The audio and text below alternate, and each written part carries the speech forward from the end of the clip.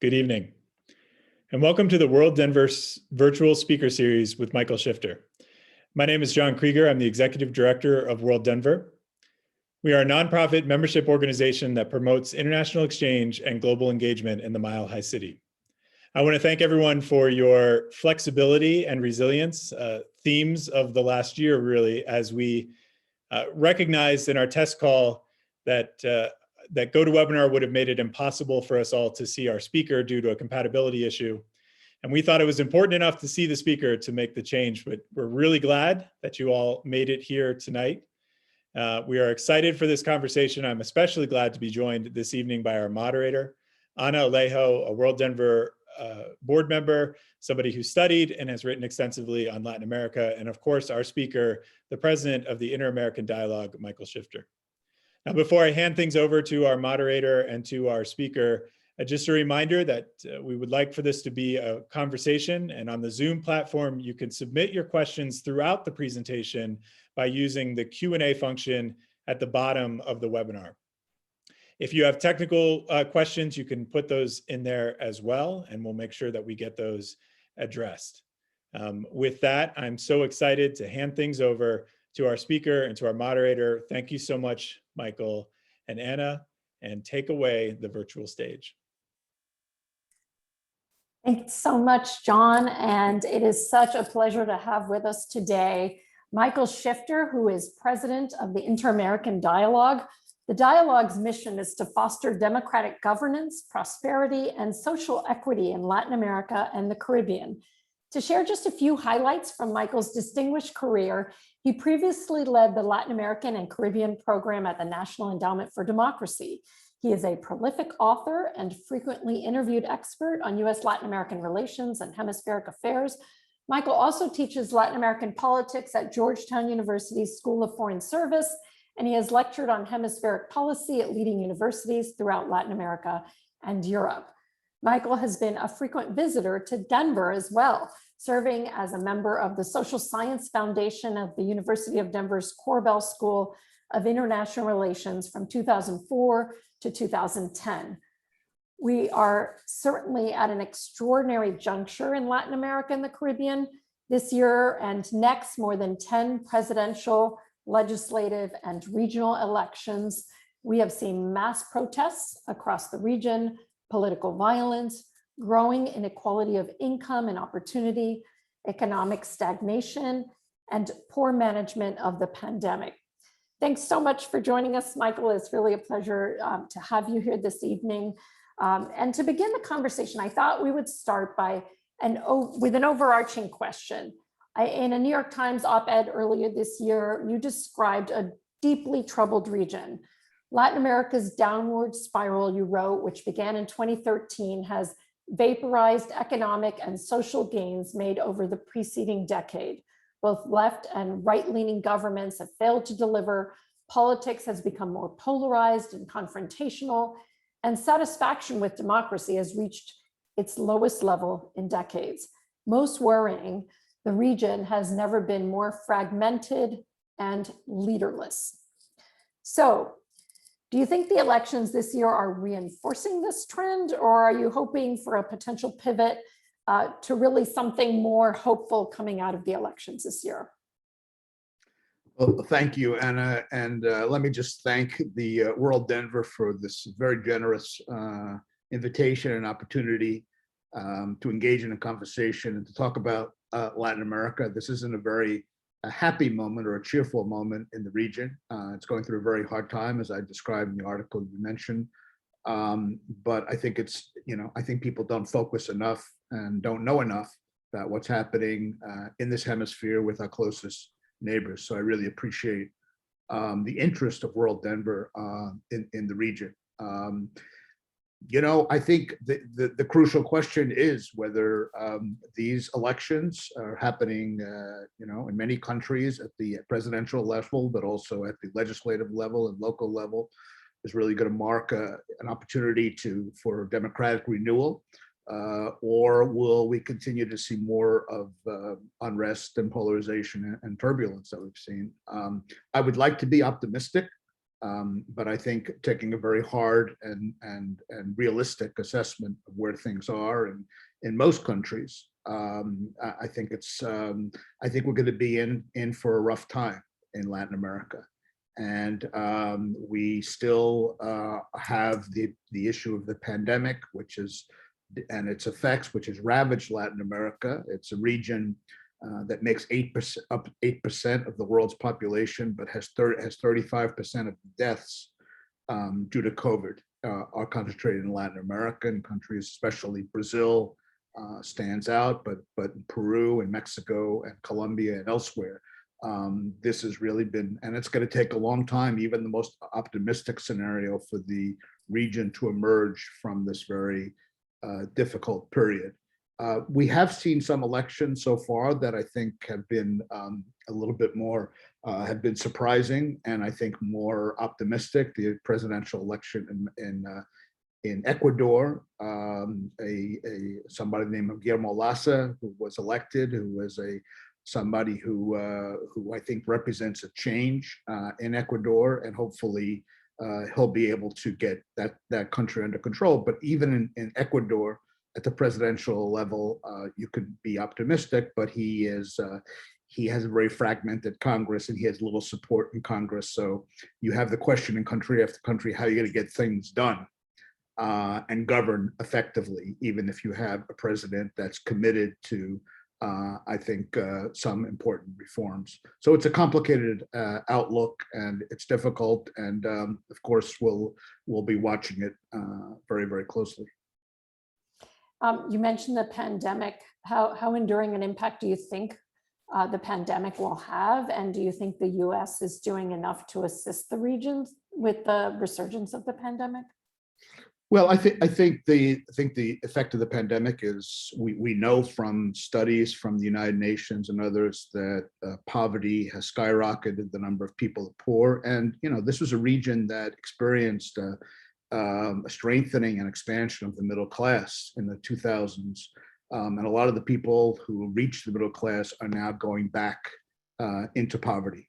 And I think they're frustrated. They have encountered a very precarious path of social mobility. And of course, many are jobless because of the pandemic. And in Latin America, you have a very high percentage, in Peru as high as 70% of those who are in what's called the informal sector. So they have no protections whatsoever. And in those circumstances, it's very hard to have any lockdowns. People can't stay at home because they depend on their livelihood for working, as street vendors and other kinds of jobs. So this is going to have a long effect. In the 1980s, in Latin America had what was called the lost decade, and many analysts and experts are talking about the possibility of another lost decade, over the next years. Last year, Latin America is contracted by some 8 or 9%. Some countries are worse than others. This year, it's going to grow, but very, very modestly. So it's going to take a long time, I think, to emerge. And to answer your question about the US, there should be 3 priorities for the United States in Latin America today. Vaccines, vaccines, and vaccines would be the top 3. And I think finally, it seems the administration is beginning to act and respond. It's taken a while. The Chinese and the Russians have been there. And I think that's the best thing that the United States can do at this point, because the situation is really quite dire in many countries. Yeah. So let's start with Mexico. The elections there on June 6th, they're said to be the largest in the history of Mexico.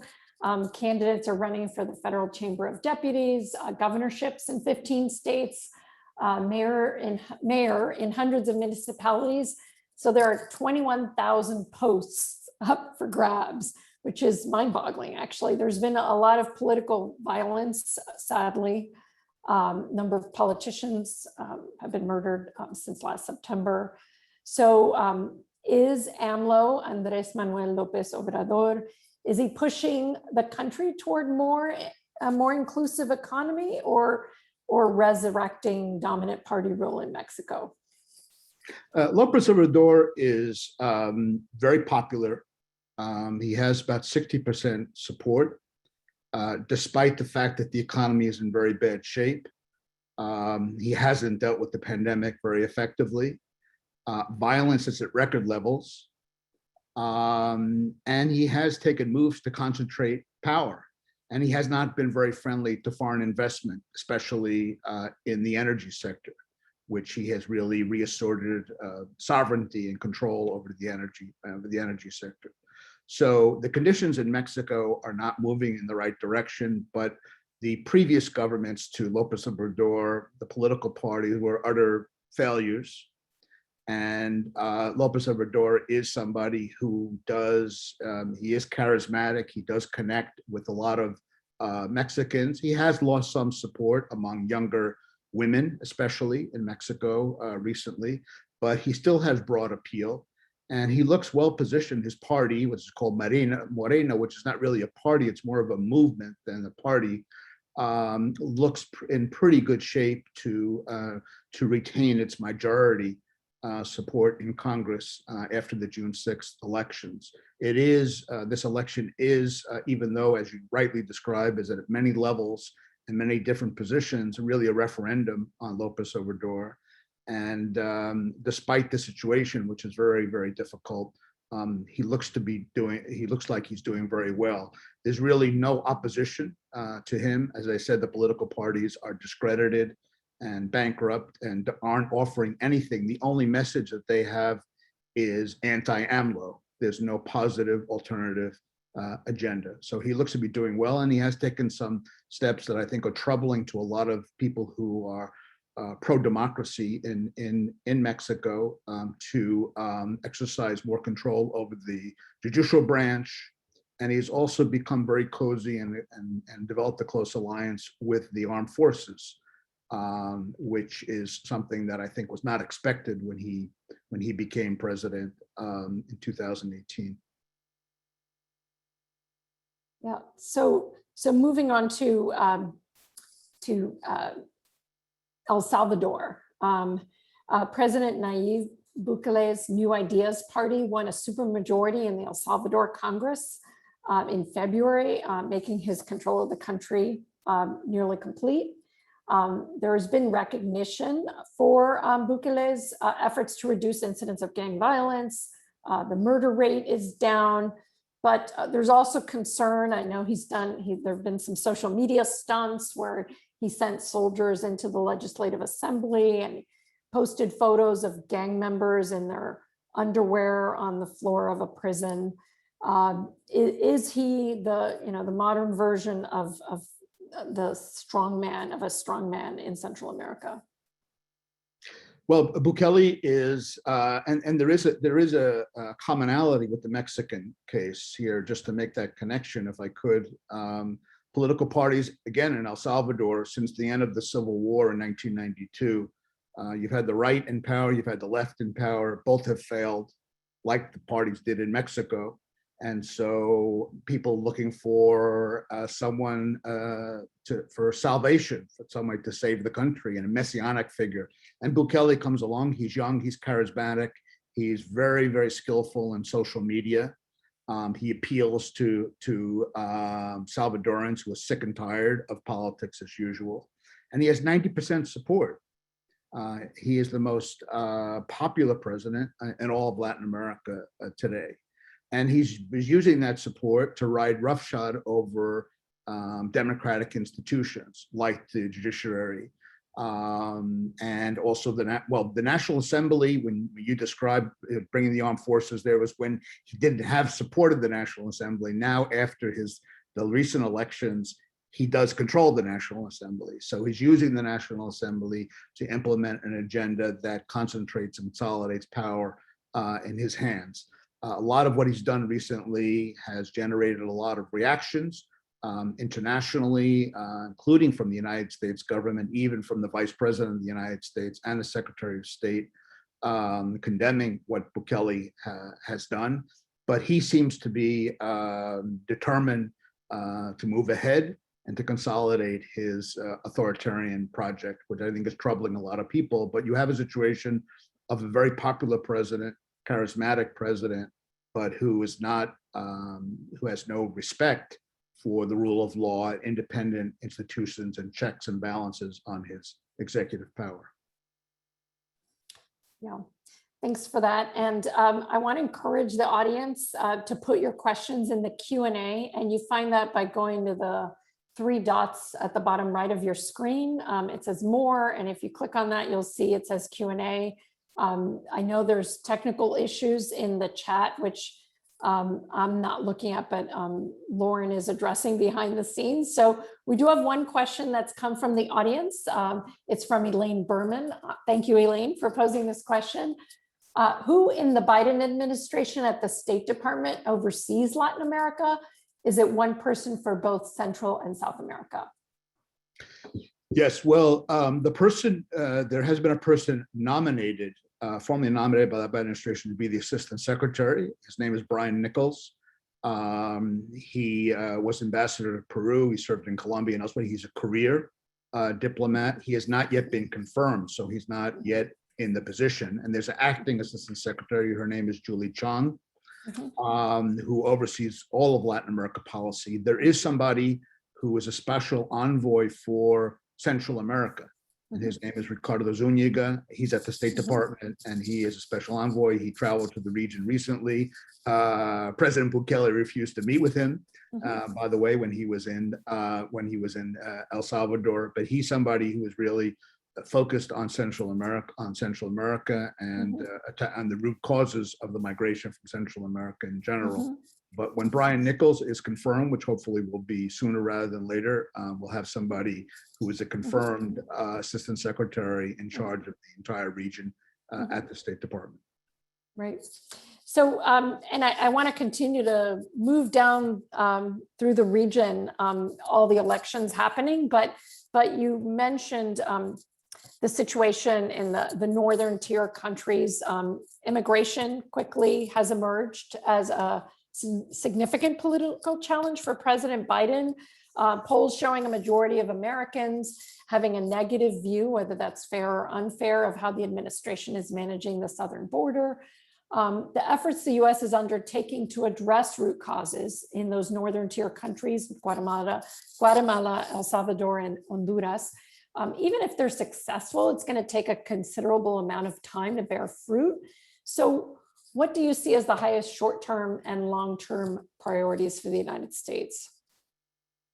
Well, the situation in Central America, especially in the northern tier countries, but also let's include Nicaragua, which is not a source of migration in the United States, but is under a dictatorship of Daniel Ortega, and is also in a very difficult situation, and is supposed to have elections. It will have elections this year, but not free and fair elections, unfortunately, sadly. But the situation in Central and the northern tier countries, there are immediate, urgent needs, what the administration is calling acute needs. That's a result of the hurricanes and the natural disasters and climate change that affected the highlands in Guatemala and also parts of Honduras. And there, the focus is, and the priority is on getting assistance to communities that are really suffering and that have lost their livelihood completely, have been devastated. And I'd also put in that basket helping out with the pandemic and the people that have COVID and the tremendous strain on all medical facilities in Central America. That's kind of an immediate problem. And then there's a longer term challenge, which is, if you want to call it root causes, which is the term that has been used by President Biden and was used by Vice President Biden when he worked for the Obama administration and worked on Central America back then. But this is under the best circumstances. It's going to take a long time to attack weak governance and corruption and crime. These are very deep and deeply rooted problems, the lack of economic opportunity, wide inequalities, and the like. And the administration is committed to work at both of those levels, both the acute and the root, the short term and the longer term. And but the longer term is it will not see results, I don't think, given the nature of the problem in those countries for a long time, even with sustained high-level assistance and support. These are just very profound problems. And if we ask ourselves the question, where has the United States been successful in doing something similar, either in Latin America or even throughout the world in recent years, it's hard to point to a lot of examples, I think, or a lot of precedents where this has worked. But this is something that the administration is certainly committed to. And I applaud them, but I think we have to be realistic about what can be accomplished. Can you talk a little bit more about Nicaragua? I know that the OAS was hoping this month for electoral system reforms to happen. I think the latest progress update showed not much progress.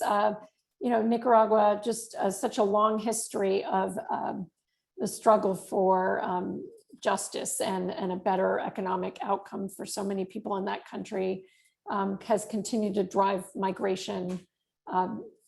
What do you foresee for their November elections? Well, the situation in Nicaragua is extremely troubling. And we have a government run by Daniel Ortega, who, remember, was led a Sandinista revolution against the Somoza dictatorship in Nicaragua. Unfortunately, he's reproduced a lot of the characteristics of the Somoza dictatorship and has created his own dictatorship, led by Ortega, where there really is a repressive state and complete control of all institutions by the Sandinista party, and especially by the president and his wife, Rosario Murillo. And there's been a lot of pressure by the United States and the OAS, as you mentioned, and others, to try to pursue some kind of reforms in the Electoral Council to at least create some conditions to have a reasonable election that's scheduled for early November of this year. But Ortega simply has been really playing games and hasn't really shown any interest in accepting those conditions. He clearly wants to hold on to power, perpetuate himself in power. There is now indefinite re-election in Nicaragua, as sort of modeled after Hugo Chavez, what Hugo Chavez did in Venezuela. And there's no sign that Ortega is really showing any signs of flexibility and is prepared to create the conditions for a free and fair election. You also there have an opposition without any clear leadership alternative, without any strategy as well, except to participate in the elections. But despite a lot of pressures and sanctions from Washington, and a lot of noises from Washington, Ortega seems quite stubborn and refuses to yield any ground, unfortunately. Yeah.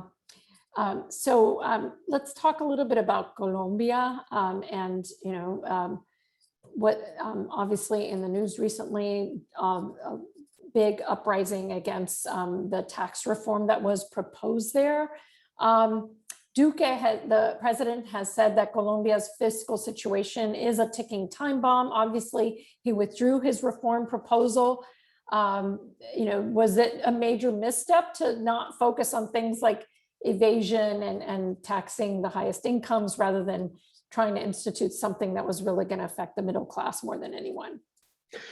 Yeah, I think the timing was not good on this. And I think President Duque misread the population. Obviously, there is a tremendous fiscal problem, not only in Colombia, but throughout Latin America. And as I mentioned at the outset, economies are not doing well. And there is a lot of social demands and simply not the resources to satisfy those demands. So I think President Duque may have had good intentions that tax reform makes sense, but this is not something you could do during a pandemic when people are already suffering.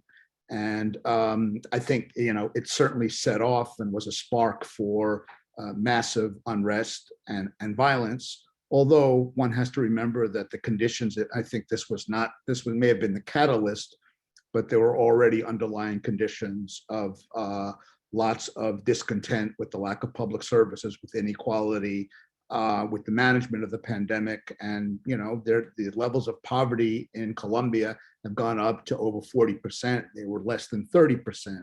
So you've had a real deterioration in the economic situation. People are very unhappy, and this set it off. The tax reform set it off, which I think was ill-advised and was not well-timed and was not in sync with the conditions in the country. And of course, President Duque withdrew it, but despite the withdrawal, the protests have continued, and he's in an extremely weak position. And unfortunately, Colombia is going through a very, very turbulent period. They have elections just a year from now, in May of 2022.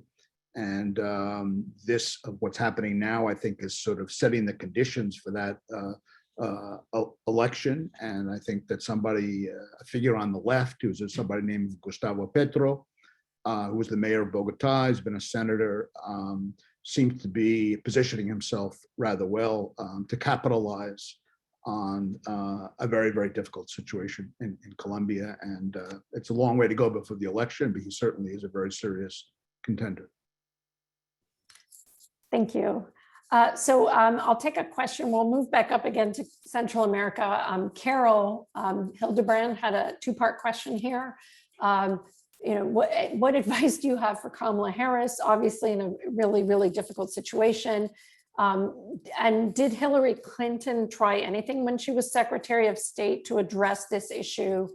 And secondly, what are the main businesses that are having success in Central America right now? Is there any optimism to see there? Yes, well, I think the Vice President has a very has a monumental task in her visit. She's waiting until after the Mexican elections that we discussed before on June 6th. And then she'll be visiting Mexico and meeting with López Obrador and Guatemala in Central America.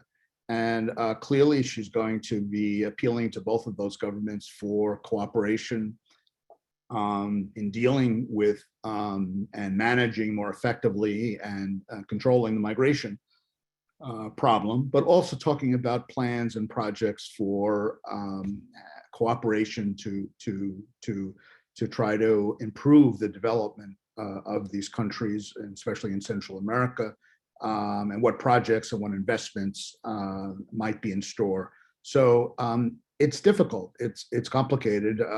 Mexican, as we know, this administration, the Biden-Harris administration, has a broader agenda besides migration. They are concerned about human rights and concerned about climate change and security cooperation.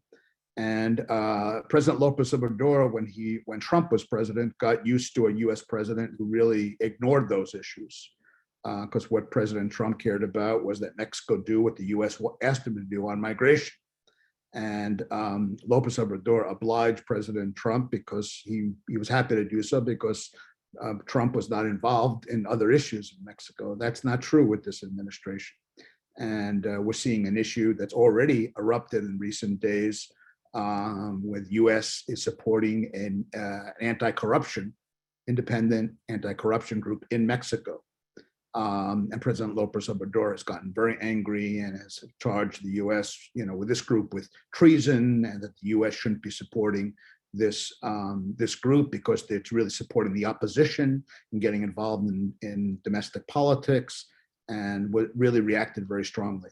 So that gives you an idea of some of the sensitivities there, and it's good. It's tricky, I think, for the vice president. I think she's aware of this, the minefields and the problems, and I think we'll do fine. But these are very difficult situations. And Guatemala is, she's not going to meet with Bukele in El Salvador for obvious reasons, and she's not going. The other big country, which is the main source of migration from Central America, is Honduras, which has a president where there have been serious allegations of involved in the drug trade. And so she obviously is not going there. So Guatemala, despite its own considerable problems, seems to be the preferred partner of those three countries, I think, which gives you a sense of how difficult her task is. Sure, Hillary Clinton, the history of the United States involvement in Central America is when and this is, unfortunate, but this is the way it works, is that when there are problems like migration that affect the United States, that tends to get the United States, to respond and to be involved.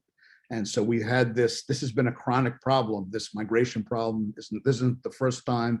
It's happened to all administrations, and all Secretary of States and other US senior officials have had to deal with it. But one would hope, in the best of all worlds, that the United States would be engaged and committed to development in the region, even when migration levels go down, when there isn't the pressure. And so that should be the main lesson that we should have learned by now, but I don't think we have learned, unfortunately, over the years. So can you address a little bit about the competition between China and the US and Latin America? It reminds some of the Cold War, but in a recent article in the Wall Street Journal about the Ecuadorian president, Guillermo Lasso, you were quoted as saying that it was necessary for him to be pragmatic to maintain a close relationship with both superpowers. So, we know that China's been very active in vaccine diplomacy, COVID diplomacy. What advice? I mean, you said earlier about the vaccinate. Is there anything else really when you think of just general issues around economic inequality and development? Given that, what appetite does the United States have to really compete against China in the region even as a trading partner, et cetera? Well, I think that's the big question. The United States, China is a permanent feature of the region, its presence in Latin America, like throughout the world. And it is the major trading partner. If you take out Mexico, then it's the major trading partner, number one trading partner of Latin America. And it's been that way for years. Peru and Chile and Brazil, Argentina, and other countries. And there also is considerable investment. There's been financing. Inter-American Dialogue has created a database of Chinese financing in Latin America. Shows all the figures of financing over the years, which has been very important, especially in countries like Venezuela, like Ecuador, Argentina, Brazil, and others. And it's here to stay. And the United States is not happy about that, and is warning Latin American governments that China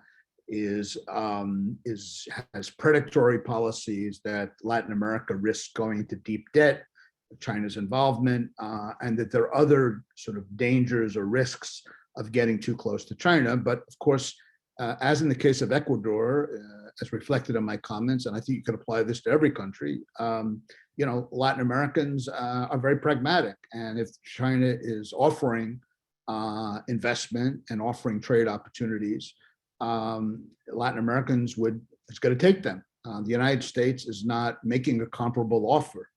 And is not engaged as China is.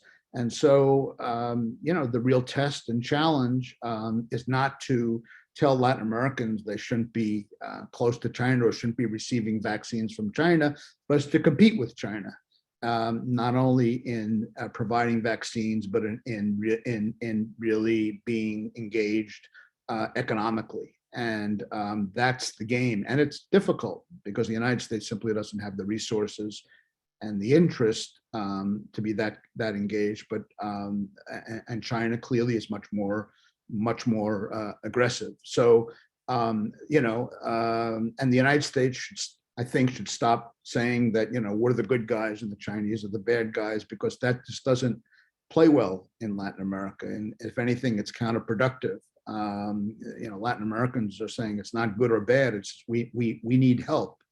And we're in a bad situation. And if the United States doesn't like China's involvement, then what is the United States prepared to offer? That's kind of the response. So I think that's where we are now. Yeah. So Brazil's president has recently been taking on China Jair Bolsonaro has to face voters again next year. Last week, he suggested that coronavirus was invented in a lab as part of a biological war being waged by China. And Brazil's surge recently hasn't received as much attention as India's, but it is very serious. So how do you think that, what are his prospects given statements like these that he's making with regard to any type of assistance going forward as well as for his reelection? Well, it's hard to see right now what will happen. The elections are in October of next year. And we do, because of a Supreme Court ruling, the former President Lula now appears eligible to run. In polls, Lula is in the lead over Bolsonaro, but it's unclear whether that's going to hold and what that's going to mean. One would think logically that he'd be in a very, very weak position to be reelected, given the devastation of in Brazil and his utter irresponsible mismanagement of the pandemic, denial, and really dismissive attitude. And actually, there's an investigation in the Congress of his whole policy and approach to this. On the other hand, there are some signs that the economy could come back next year. We don't know. Despite his anti-China statements, Brazil is still very much sort of engaged and benefits from China's the relationship with China. And there are no signs that Bolsonaro is going to completely reject China. So there's something at the rhetorical level, but at the real, when it comes down to sort of economics and the relationship, that relationship really continues. And right now, again, going back to the early discussion on Mexico, they really, besides Lula, the former president, who's a very charismatic figure, but is somebody who also a lot of people don't want to go back to that. A lot of people, he has negatives as well. There aren't other sort of new political figures that are emerging on the scene that have appeal. That could change between now, obviously, and October of next year. There's a long time.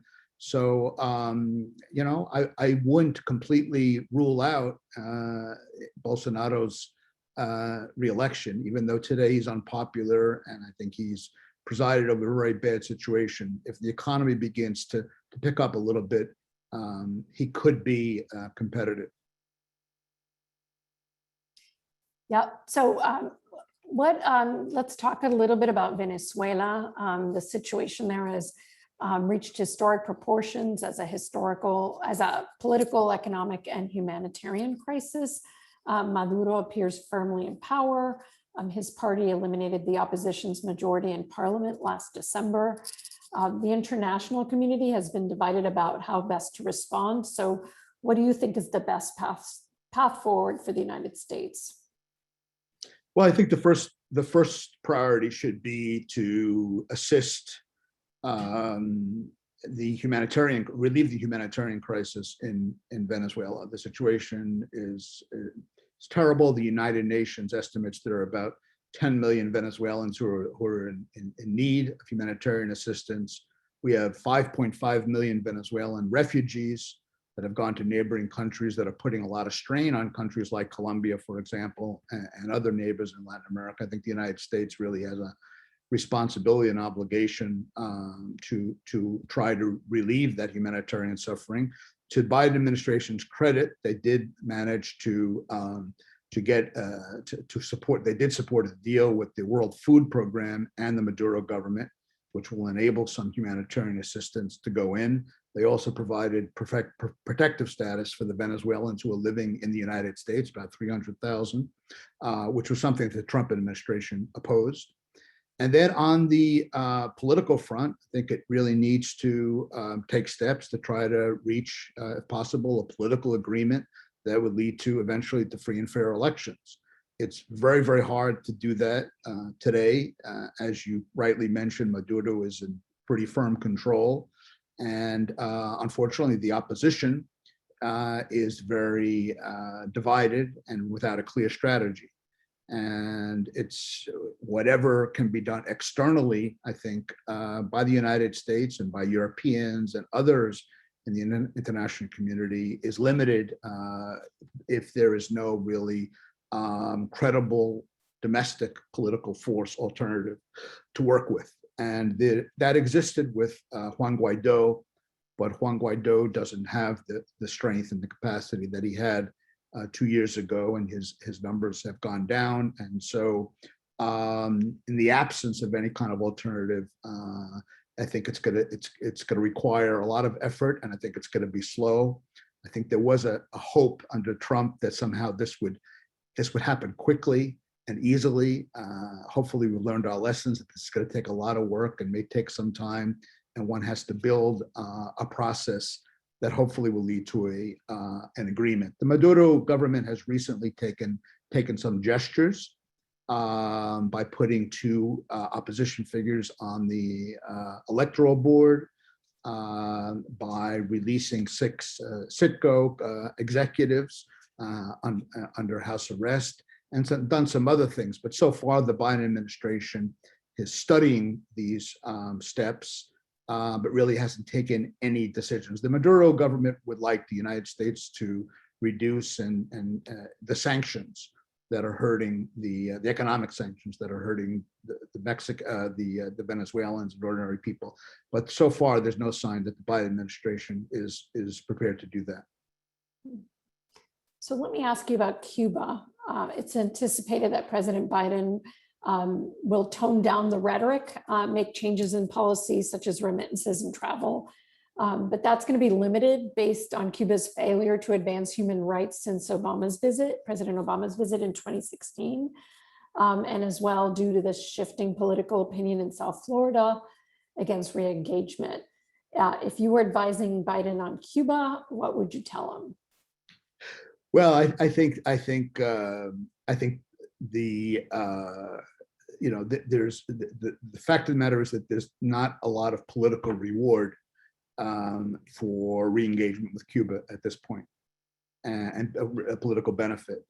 And again, coming back to the emphasis and the priority on the humanitarian question, first thing I would tell him is that he should expedite lifting the restrictions that were imposed during the Trump years on this remittances and family travel of Cuban Americans. He's not done so yet. There are other priorities. It's taking time. I think there's a certain urgency. So that would be one thing that I would advise him to give it priority, because I think the Cubans are really are suffering a lot, and that would at least help. I think that a broader re-engagement with Cuba right now is probably not likely, given the politics. And there are Cuban American senators that are very influential and they're very important, that continue to hold very hardline policies and approaches. And I just think that this administration does not want to irritate, alienate senators like Robert Menendez, who's the chair of the Foreign Affairs Committee, and others who are not interested in any re-engagement. And of course, the Cuban government bears enormous responsibility in this as well. I think there was an opportunity that the Obama administration provided in 2015, 2016, and unfortunately, the Cuban government did not respond to move towards greater reform, economic reform, and also political opening. So let's talk about the role of women in Latin American politics. There has not been a woman elected president in 7 years. Can you address a little bit the role of women in legislative politics across the region, and the ascendance of Keiko Fujimori again in Peru? There was obviously a big upset with Pedro Castillo. There were many candidates in that in the primary there, and you had mentioned that a large percentage of the population in Peru cast blank ballots, and did not support the 2 finalists in this election. So both those points, the role of women generally, and then the situation in Peru. Thank you. Well, I mean, the role of women generally, I think, basically, I think there's been some progress, but certainly not enough. During the whole period of democratization in Latin America, there were a number of laws that were instituted, quota laws and other laws, especially at the legislative level.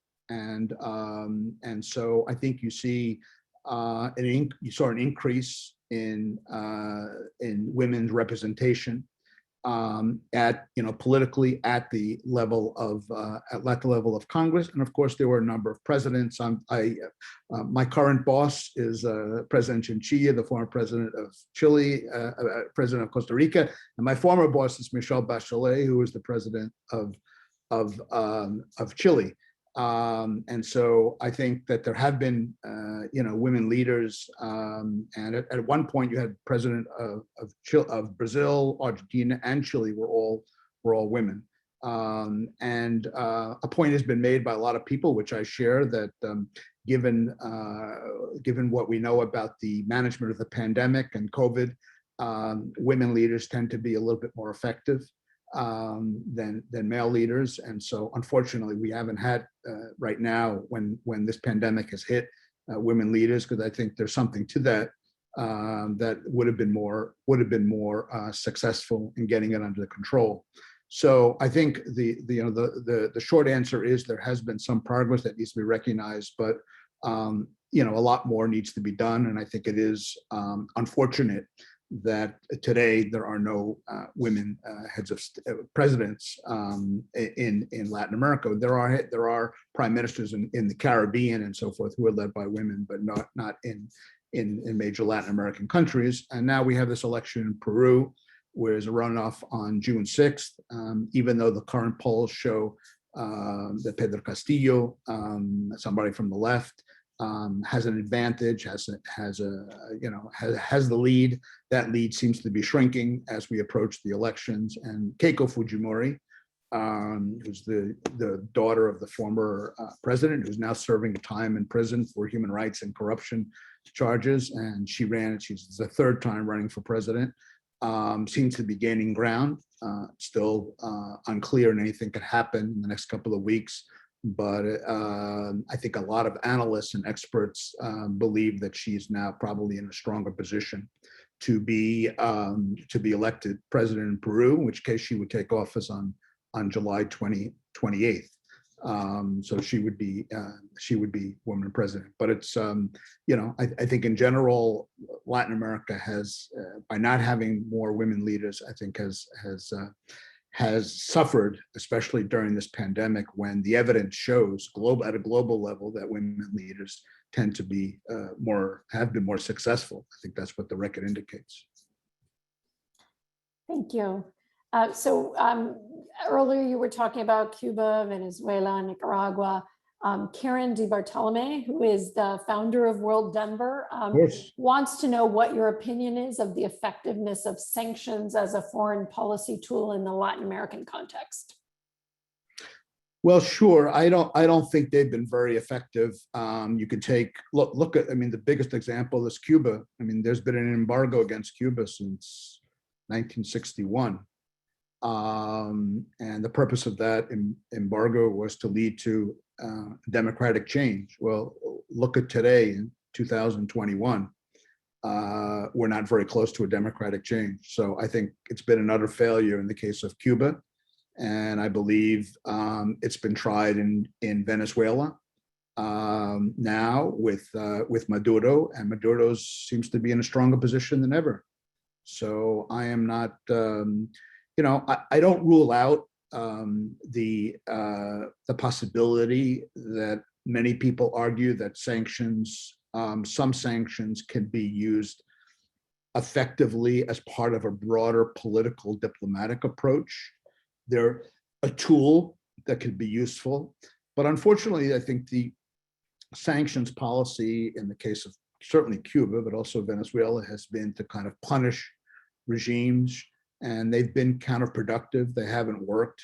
They usually lead to the regime being stronger, not weaker. I think that's what the effect was in Cuba. I think that's the effect in Venezuela. But I'm certainly open to the idea that if they can be used as part of a sort of a broader, more sophisticated diplomatic approach as levers to pressure governments into negotiating in good faith. If they use that way, I can imagine that they can have some use and value. But that hasn't happened, at least so far, in the case of Venezuela. That may change with this Biden administration, which has kept the sanctions in place that were in effect during the Trump years. So in Argentina, the government agreed with opposition parties to postpone the primary and midterm elections by 5 weeks this fall, essentially, in order to put the health and lives of people first. We know that this had been raised as a possibility in the United States. Is this good for Argentina? What are your thoughts on that? The effort to get more people vaccinated before they head to the polls? Well, look, there have been a lot of elections, as you mentioned at the outset, Anna, and some countries have gone on with elections, others have postponed them. The Chileans postponed their elections for the new constitution. It was supposed to take place April. Now they'll be taking place next weekend in May. Some countries have gone ahead. Peru has gone ahead. Others have postponed and delayed. I think one could, I think, understand the arguments and the reasoning in the case of Argentina. But the problem in Argentina is just a more fundamental one, that they're in a serious economic crisis, and they have not really come up with a viable economic and coherent economic plan to deal with the International Monetary Fund and really get the economic house in order. And so there has been a little bit of kicking the can down the road there, and just not wanting to face the reality, which may come a little bit later, but it's there. And so I think each government has to decide what it's going to do, whether to go ahead with elections or postpone them. They're the most knowledgeable about the local conditions and what are the trade-offs involved. But the problem with Argentina is, I think, more fundamental, and it really is an economic problem, and the lack so far of this government really to come up with a viable plan to pay the huge debt that it has and really to get out of this very, very difficult hole that it's in. So a couple of questions getting toward our close here. Letty Garcia Eckstein asks, what have Costa Rica and Uruguay done to remain as democracies for so many years that no one else seems able to do? And a related question by Greg Lesticow is, do you see any promising signs of up and coming leaders that might fill the void when you referred to the region being leaderless, especially in terms of strengthening democratic institutions and or economic prospects? Mm-hmm. Well, great questions, both of them. The fact is that Uruguay and Costa Rica have been strong democracies for a long time. It goes back to the history, and so it's not like they've kind of pursued a recipe or a formula to become democracies. This is part of their history, and you could explain it for a variety of reasons. You'd have to go back and talk about just structural conditions and the lack of a concentrated, agrarian class and other kinds of historical explanations. But they have continued to be democracies. Costa Rica is going through, although a democracy, is going through a very hard time because of its fiscal situation, like other Latin American countries, and it's also had some unrest, political unrest there as well. And of course, has been the home of a lot of Nicaraguan migrants have gone to Costa Rica. So there's been some strain on Costa Rica. Uruguay got a lot of praise because of the way that it handled the pandemic at the beginning. But now the numbers in Uruguay are also not looking too good. And so there's really, it was the one country that was singled out by a lot of analysts as really sort of responding very well. But you know, there are problems there as well, and it's been difficult. But I think it's not that they've done something that other countries need to do. It's simply, you know, they've been democratic societies, democratic nations for a long time, and they've preserved those institutions, and there is a civic tradition in those countries, and respect for democratic institutions and respect for the rule of law, judicial systems that I think you don't see in some of their neighbors. On the second question, you know, I force myself as an analyst and somebody that tries to follow the region closely to identify potential leaders. I see a lot of interesting I do see economic leaders and people that are, you know, women who are very involved in sort of innovative kinds of entrepreneurial activity and are very inspiring and are doing great things. I see some young legislators in Brazil who are very inspiring. I mean, these are people that when I find them, I try to make them part of my organization.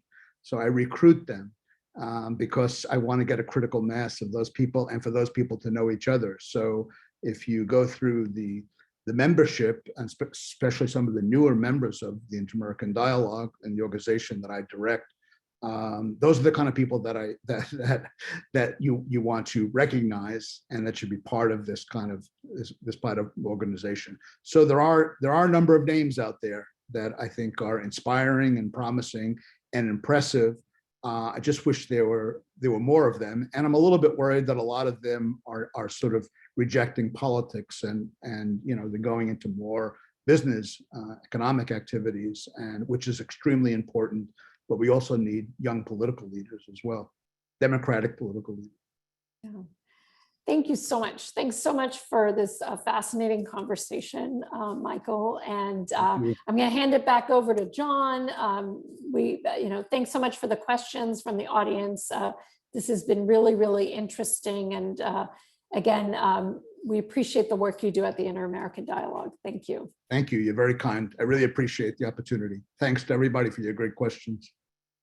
Yeah, I want to second that. And thank you, Anna. Thank you to our distinguished guest speaker, Michael Shifter. We can see from that engagement in the chat that there is a lot of interest in the topic and in the region. We know this is going to be a constantly fluid and important region of the world. And so we'd love to have you back, Michael, to revisit this conversation in the near future, hopefully maybe in person here in Denver later this year or next year. I'd love to.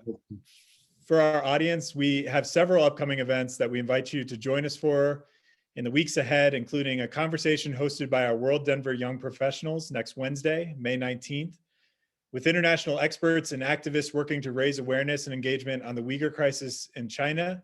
That's an important topic. I'll tell you, it's the one topic that we get requested the most to tackle here at WorldDenver since I've started as executive director, and I'm excited that we're finally able to have this conversation next Wednesday, May 19th. So mark your calendars for that. You can see all of our calendar of upcoming events and register at worlddenver.org. One more time, I'd like to thank Anna and Michael for this engaging and far-reaching conversation. That concludes our program for tonight, but we've got a lot more coming up in May and June, so we hope to see you soon. Everyone stay healthy, stay safe, and we'll see you again next time. Have a good evening, and this concludes the webinar. Thank you. Thank you, Michael.